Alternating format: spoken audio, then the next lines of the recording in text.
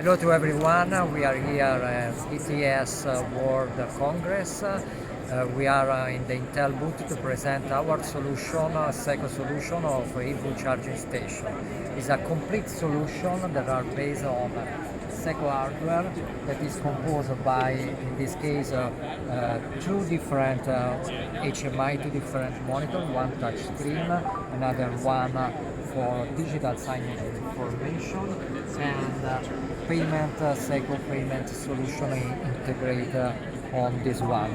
This is to define a white label solution where it's possible to define a specific chassis, a specific design of the solution. We have a set of sensors to enable data from the age, and for example in this case we have also the camera to recognize the face of the person, to recognize expression and mood of the person, thanks AI model that are running directly on the hardware side. All the data are managed through Clea and sent to the cloud, and it can be remotely manage a fleet of 1,000 devices, 1,000 EV chargers with update of the application with status and all the information about the village. Thank you.